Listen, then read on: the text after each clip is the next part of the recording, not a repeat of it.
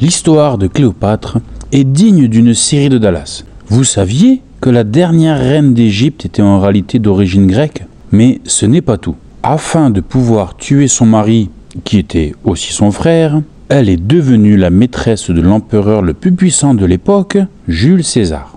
Mère célibataire, puis de nouveau reine, elle finira ses jours en s'empoisonnant à la manière de Roméo et Juliette pour son amour qu'elle croyait mort.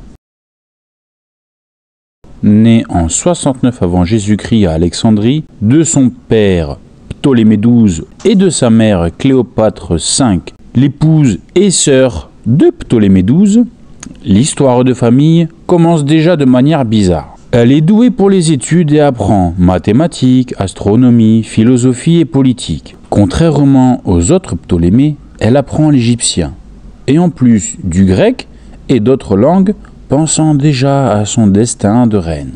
En 51 avant Jésus-Christ, Ptolémée XII meurt après avoir fait exécuter sa fille Bérénice IV, qui voulait le destituer, et laissera le trône à Cléopâtre qui avait 18 ans et à son frère Ptolémée XIII, avec qui elle doit se marier. Les dîners de famille Ptolémée, ça devait être super sympa quand même. En 49 avant Jésus-Christ, Cléopâtre est chassée d'Alexandrie par son frère. Elle réussit à séduire César, qu'elle voulait tuer au départ. De leur union naît Césarion. La même année, César tue son ex-mari, le pharaon. Du coup, elle part à Rome. Elle est installée dans une villa proche de la résidence de César, car c'est une maîtresse. Au 15 mars 44 avant JC, César est tué par son propre fils, aidé de sénateurs. Cléopâtre quitte Rome précipitamment avec Césarion. Peu après son retour, Cléopâtre fait assassiner son frère Ptolémée XIV pour que Césarion devienne roi. Suite à sa rencontre avec Marc-Antoine, subjugué par sa beauté, ils deviennent amants et durant l'hiver 44-41, elle lui donne des jumeaux, Alexandre Hélios et Cléopâtre Sélénée II. En 37 avant Jésus-Christ, Marc-Antoine épouse Cléopâtre, bien qu'il soit déjà marié à Octavie. Ils ont un troisième enfant, Ptolémée Philadelphe.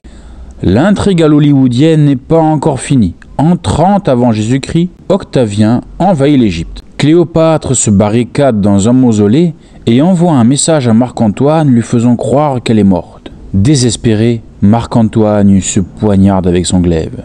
Une dizaine de jours plus tard, Cléopâtre apprend la mort de son époux et se suicide en mettant la main dans un vase rempli de serpents.